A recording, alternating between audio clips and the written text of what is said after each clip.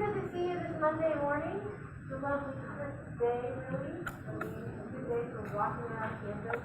The leaves have changed colors. Beautiful out there. Feels, I think, nice, right? Some of you thought I should take a selfie for following leaves. That happened, right? I know it did. Okay. So, guys, I don't know if you're aware of this, but it's the middle of November. It's kind of weird. Time is a mystery, okay? But next week is Thanksgiving. On this Friday at midnight, we have a policy paper due, okay? There are some of you who maybe have events or something like that you need some aid in terms of that. Be sure to talk to your fellow about that. But just a reminder, the policy paper, the rubric, it's all up on Canvas. Please look at it. You already turned your topic in, most of you. You also had an email from me this morning that said, this is not the 75% of you. That's you guys, right? You guys all go to lab, correct? All right? This is 25% who are not going to lab and who are failing lab as a result of that. Remember, lab, I think you get something like 20% of your points in this class out of points for lab. So be sure to go to lab. Everybody got the email, so don't panic. You know you've been there. All right? So, today we have guest lecturers. We're going to have a tandem lecture from Connor Masella and Rashad Musharraf. And so we are going to hear about the bureaucracy from them. And then on Wednesday, I'm going to talk about how the bureaucracy kind of fits into the broader system. Okay? And on Friday, one more time, what's due? Policy paper. How you think we should save the world. What you think is important. That's the key, right? Not something I think is important. You can only solve the problems you see. So tell me what the problems you see are. All right. Connor and Rashad are going to be amazing. This is Rashad's second year with me. This is Connor's first semester at the University of Oklahoma. He came to us from sunny Florida, so he is adjusting to the cold. And so if you see him walking around campus all kind of all bundled up, and you guys are like, it's 60, dude. Then that's why, right? All right. No further ado.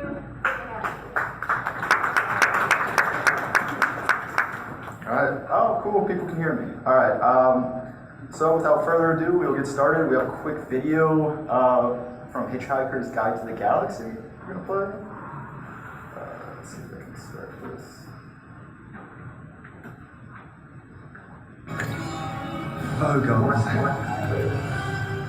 Vogons are one of the most unpleasant races in the galaxy. Not evil, but bad-tempered, bureaucratic, officious, and callous. They wouldn't even lift a finger to save their own grandmothers from... Vogons are one of the most unpleasant races in the galaxy. Not evil, but bad-tempered, bureaucratic, officious, and callous. They wouldn't even lift a finger to save their own grandmothers from the ravenous bug-bladder beast of Troll without orders, signed in triplicate, sent in, sent back, queried, lost, found.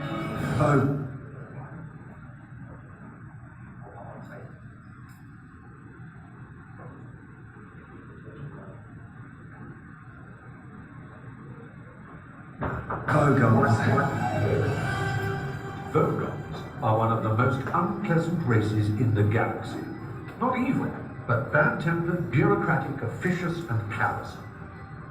They wouldn't even lift a finger to save their own grandmothers from the ravenous bug-bladder beast of Troll without orders, signed in triplicate, sent in, sent back, queried, lost, found, subjected to public inquiry, lost again, and finally buried in soft peat for 3 months and recycled as firelighters.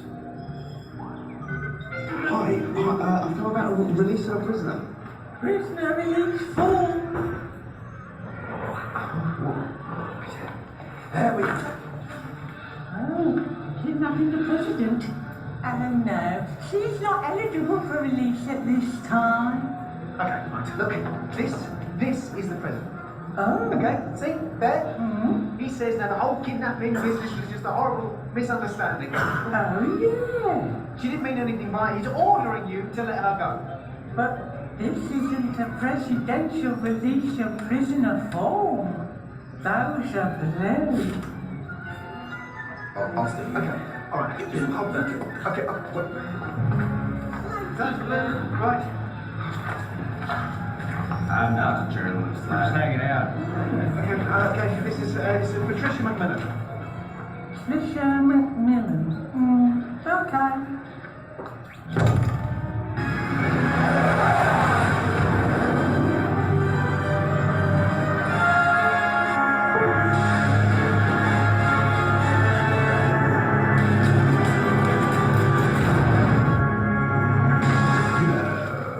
The president tests my patience. This time I shall pursue him myself. Ready my ship. Fantastic. At last.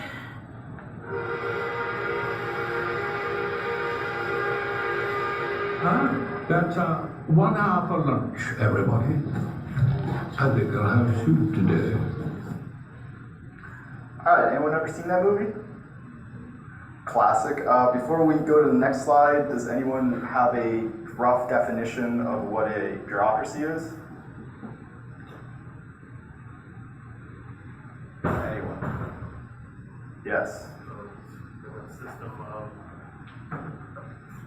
it's hard to describe it, you have to think of it like a pyramid where each layer gets a little bigger, a little more specialized, so that's how paperwork goes. Good. It's a good start to our day. Now, I worked a long time on this definition, trying to condense different ideas into one, but a bureaucracy can classically be defined as a system of governance that is usually top-down and includes a systematic separation of tasks in addition to worker specialization while ensuring that rules as well as regulations are followed. So in essence, a bureaucracy is generally hierarchical and can be characterized by the separation of tasks and worker specialization. With this comes a clear chain of command and work structure. In a classic bureaucracy, the division of labor is separated into smaller tasks, usually assigned to different people or groups. Given this definition, bureaucracy is not necessarily unique to only government structures, but can also be found in private and non-profit sectors. So bureaucracy is a rational method of task organization, and bureaucracy is not made up of elected officials and their staff or judges and judicial staff.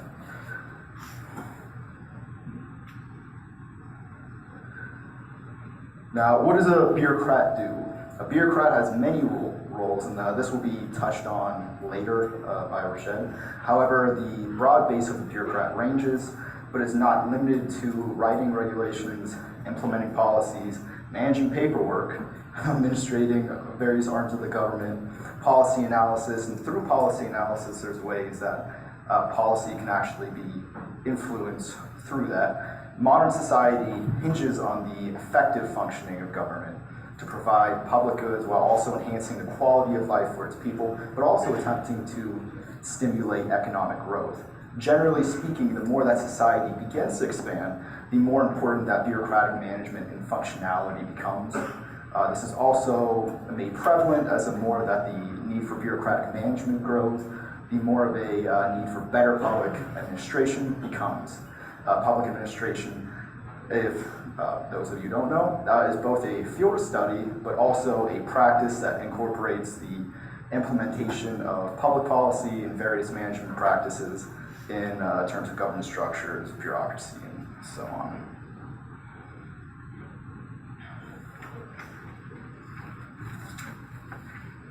Now, over time, we have developed representative bureaucracy. The main concept of a representative bureaucracy is that the public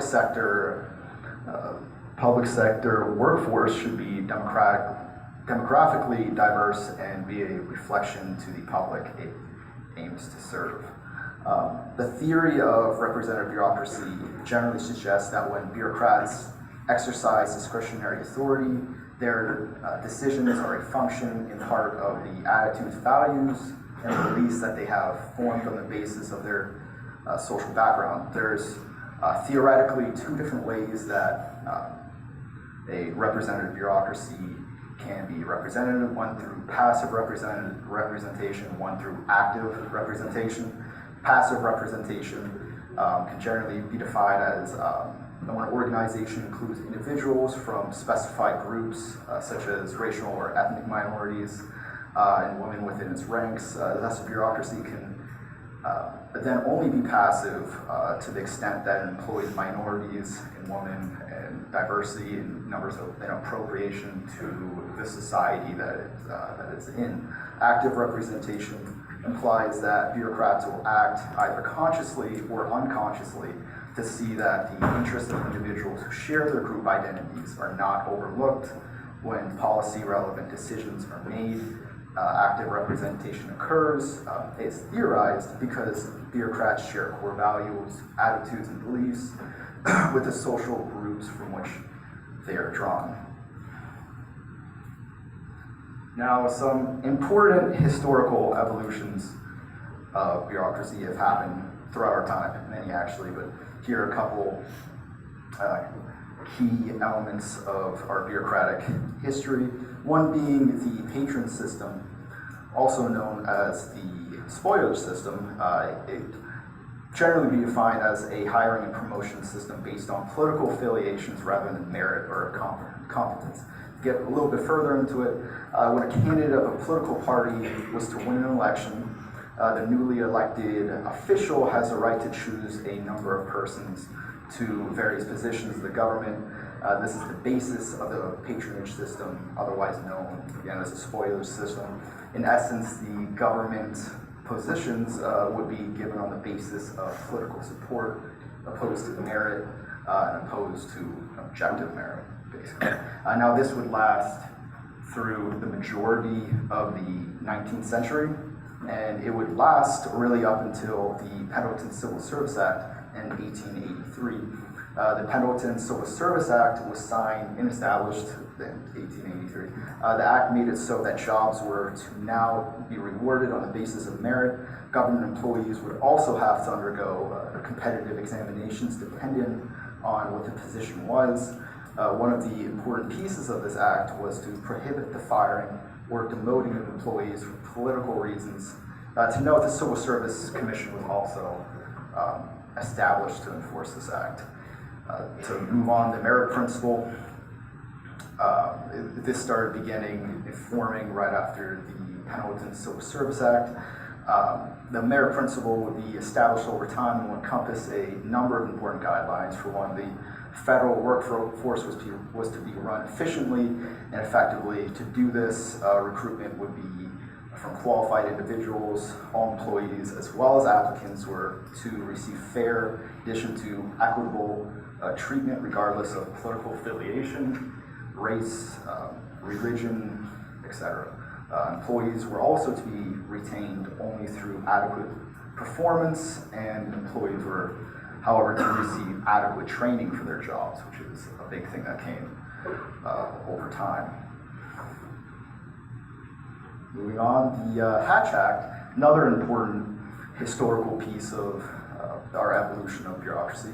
The Hatch Act was passed in 1939. The main purpose of the law was to properly ensure that the federal programs are administered in a nonpartisan fashion to protect employees from political coercion in the workplace, and to also ensure that federal employees are rewarded not by basis but rewarded on merit, especially not by political affiliation.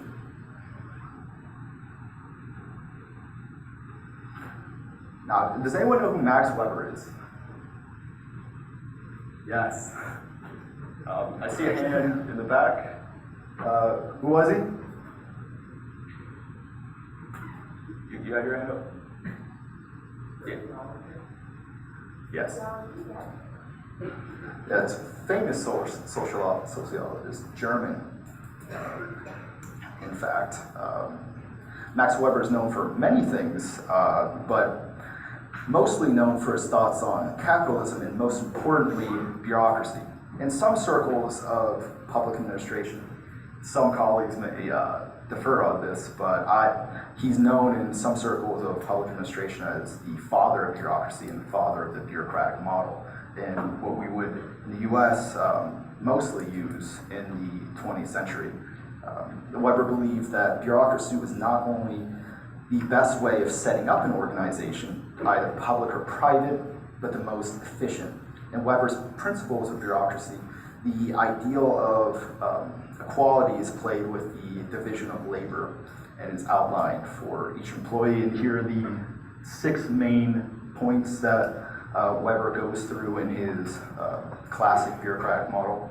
One being task specialization, which is work is divided by specialty so that every employee knows their tasks, their duty, and each employee is supposed to be well-versed in what they do and trained to do specifically that. There's also then the hierarchical layers of authority, where the bureaucracy is organized into a top-down layer, where at each layer there are either managers or a manager that is responsible for their own section. Staff goes on to formal selection.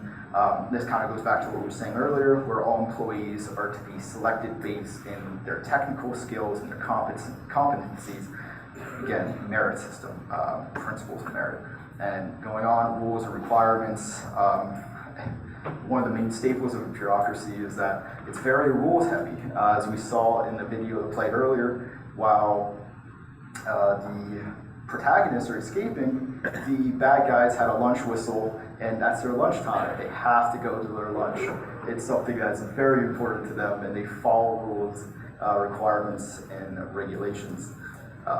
Next principle is generally impersonal interactions between employees is supposed to be regulated from government to business. Everything should be very, very impersonal between each other to avoid any kind of non-equitable interactions. Career orientation is also very important, as this is designed so an employee can generate a job in the organization, a better job over time. As the more experience they gain, the better job that they can get. Now, moving on into intergovernmental relations and bureaucracy. I like this definition of intergovernmental relations the best. It's basically being defined as intergovernmental relations deals with how the many and varied governments in the United States interact with one another and what their relative roles, responsibilities, and levels of influence should be. IGR is a quite interesting and can be controversial topic depending on how you define things. However, conceptually, intergovernmental relations incorporates a number of public administration theories and applied research, as intergovernmental relations is not a collection of isolated events. It groups together a long string of events that are generally correlated with each other. As we can understand that intergovernmental relations is integral in how we understand bureaucracy in the modern time. As time continues to advance, new as well as old problems are bound to be created and persist, thus the functions of government may change over time. So it's important to understand some of the history of IGR, which I'm going to go into Rashid's portion after this. So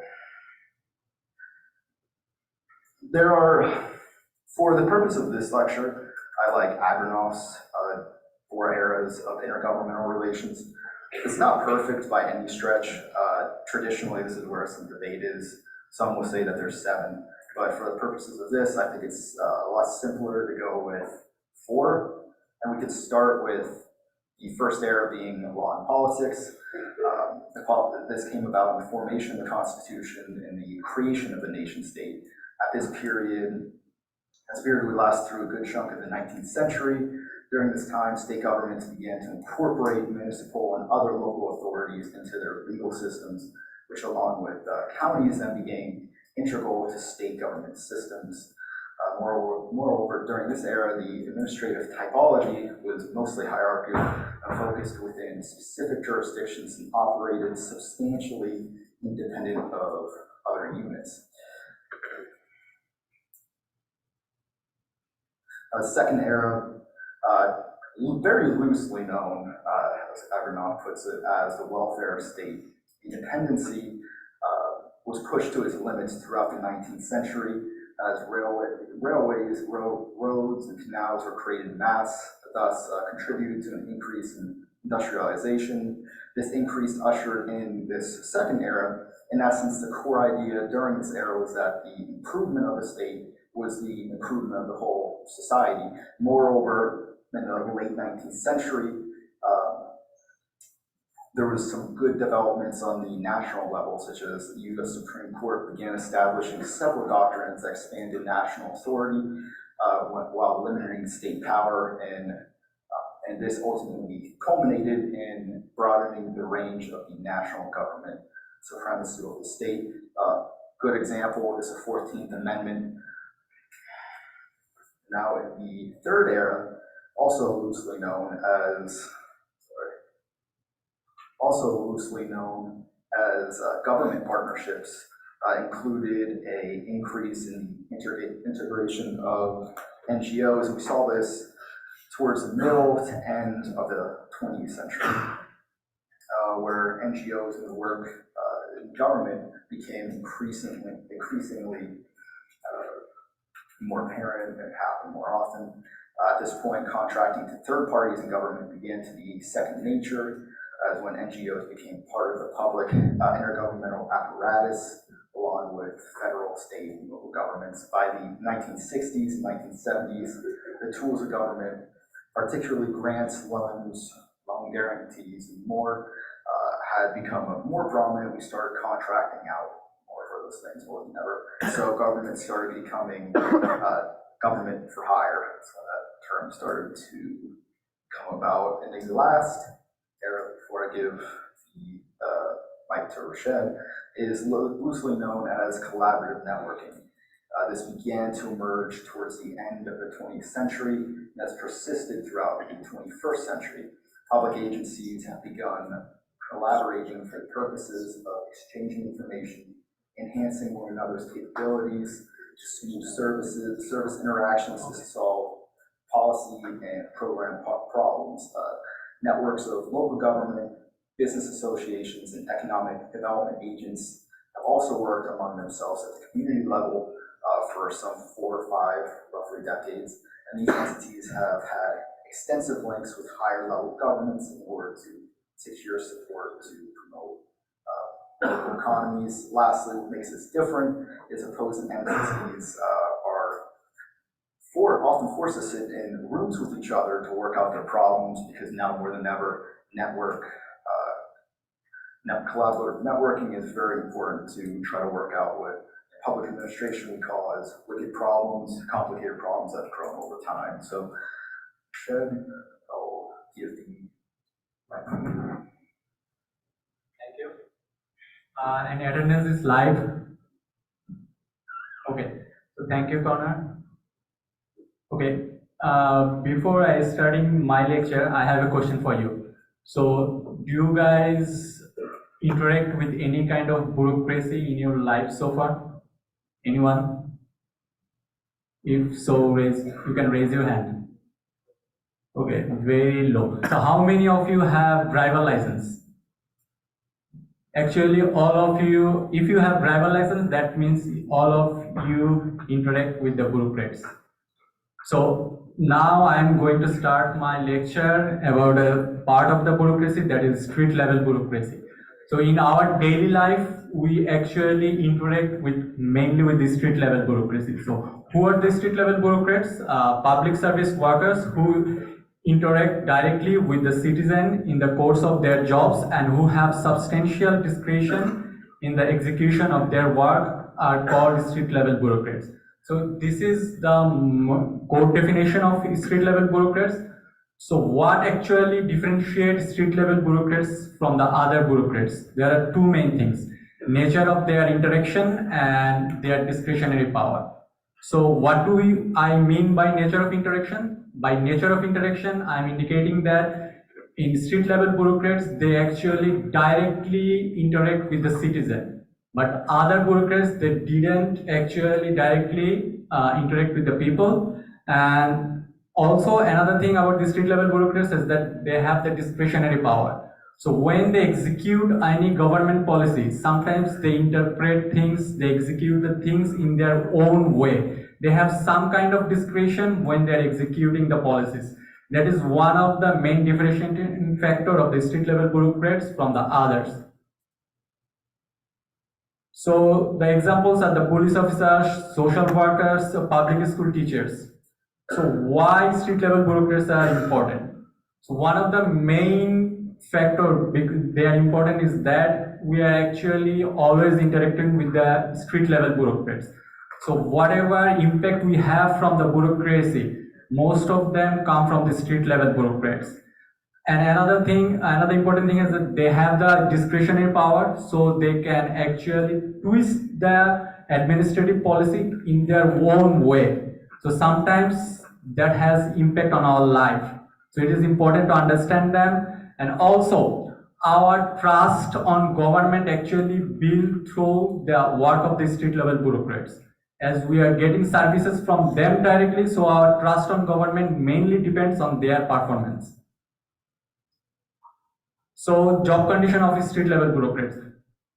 One of the important thing about the street level bureaucrats is that we have to understand their job condition. Their job condition is different from the other bureaucrats. So when we are considering street level bureaucrats, we have to keep in mind of these characteristics.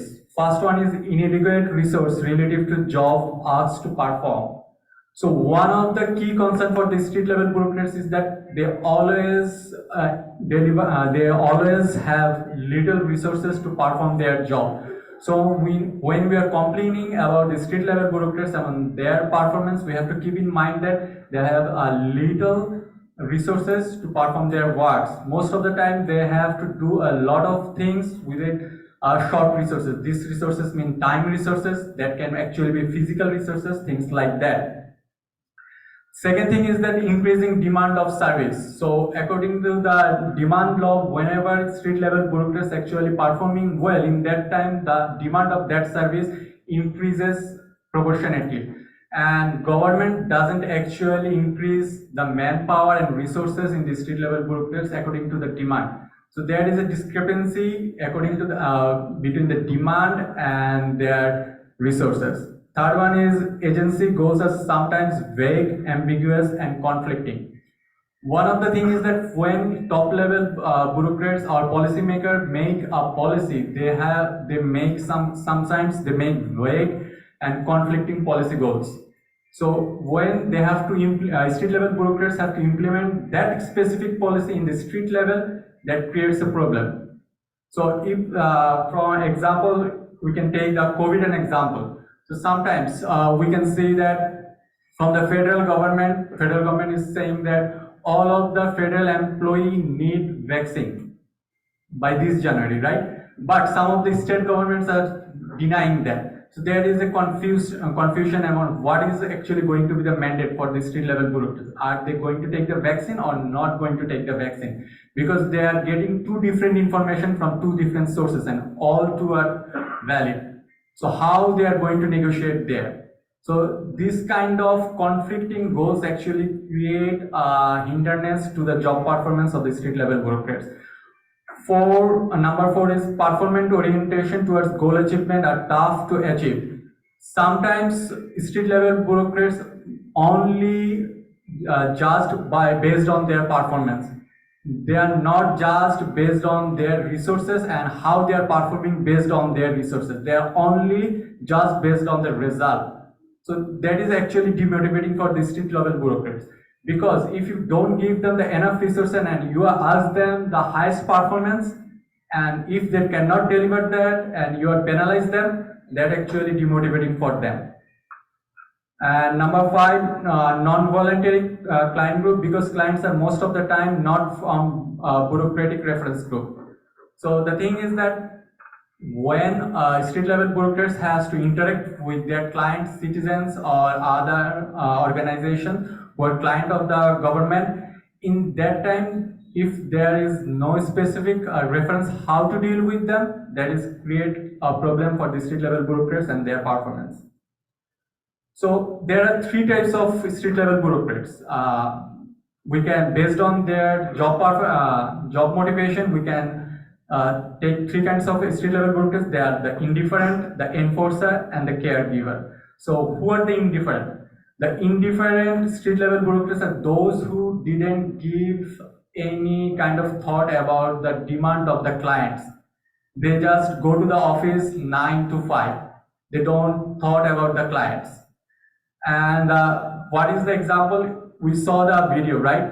In that video, the people, the bureaucrats who is just asking lot of paperwork, and they say that now this is the lunch time, so we cannot talk about anything. We have to go to the lunch. They are the example of the indifferent street level bureaucrats. So the enforcer are the street level bureaucrats who actually follow the rules line by line. Sometimes it creates problem because they don't give any leniency to the citizens and only follow the written rules and regulation.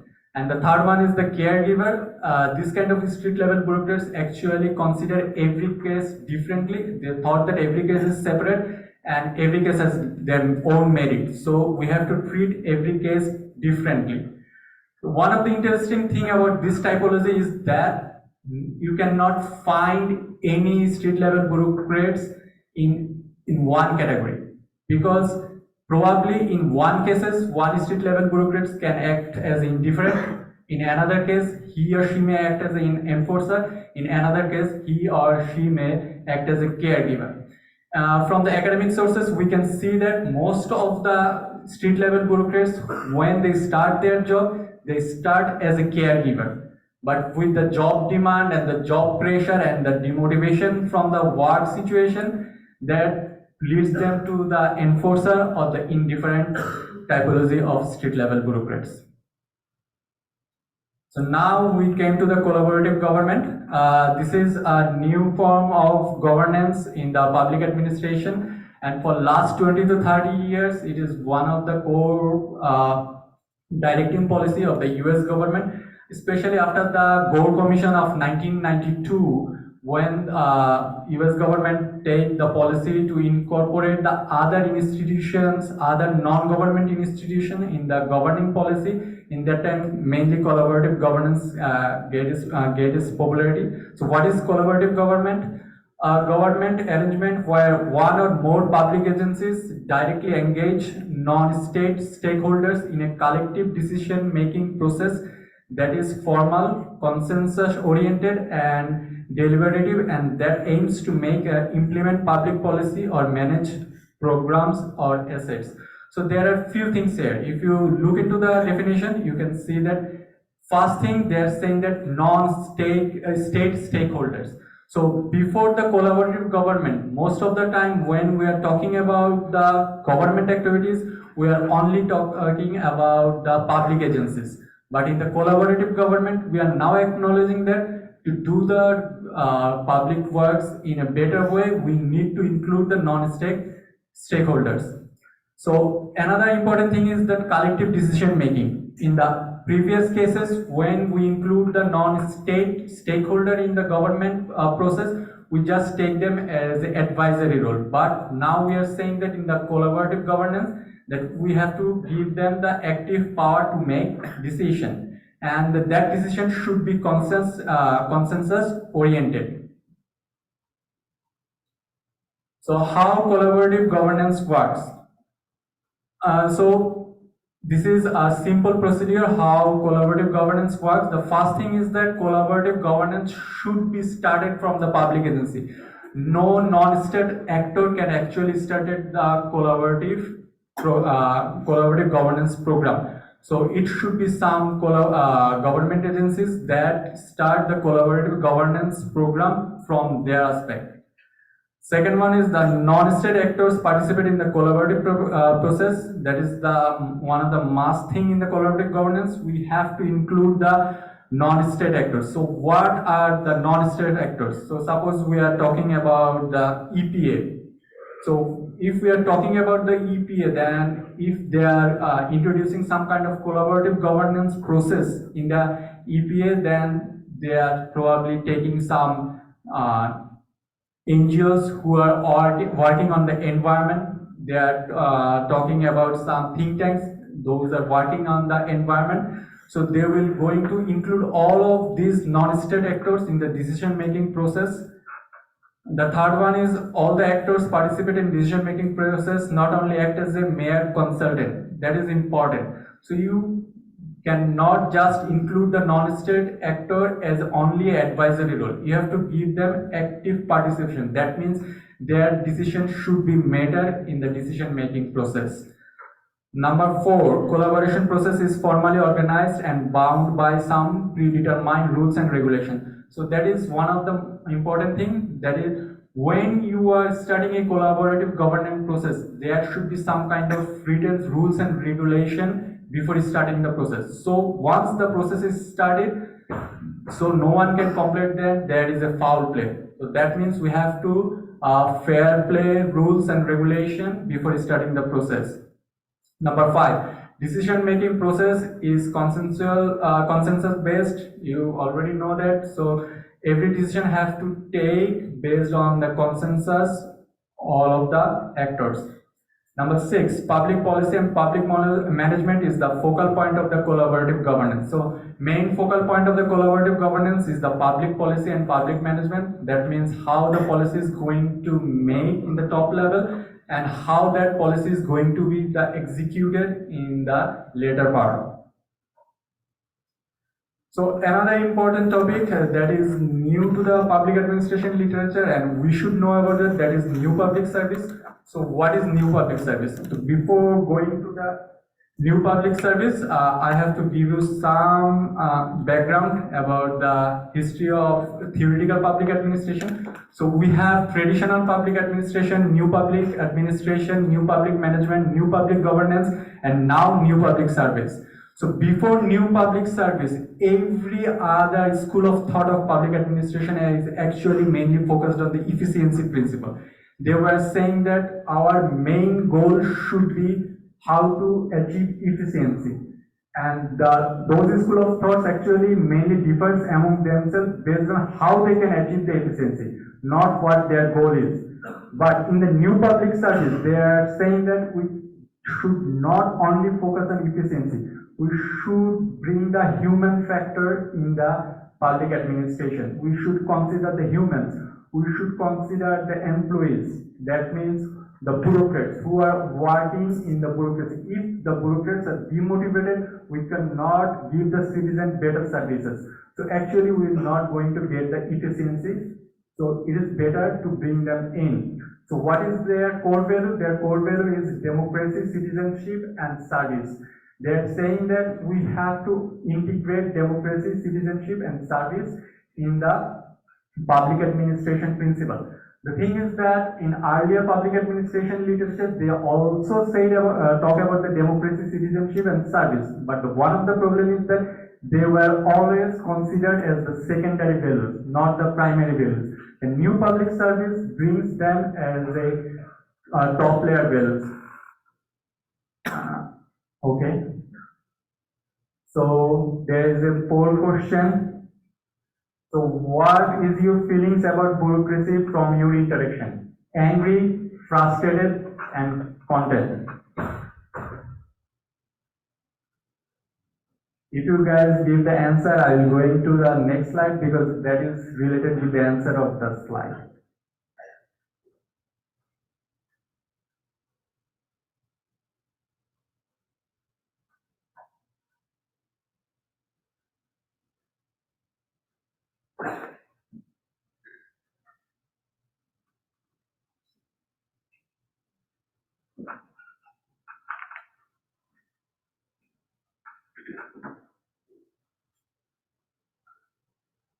So now I am going to talk about the trusting bureaucracy. One of the core concerns for the modern bureaucracy is trusting bureaucracy.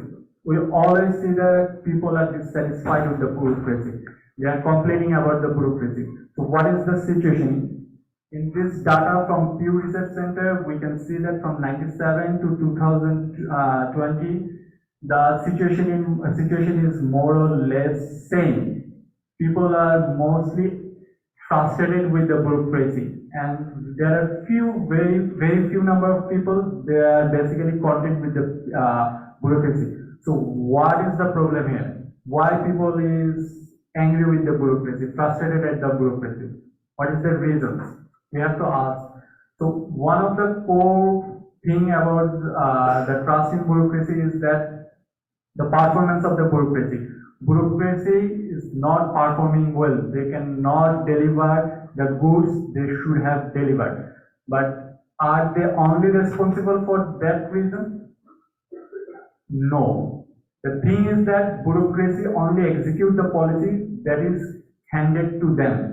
If you handed to them the conflicting goals, if you give them the policy that is not actually executable in the field level, they cannot actually give you the performance that you need. But the process doesn't start from there. The process starts from the upper level. So you cannot actually directly blame the bureaucracy every time when they fails. There are other reasons also.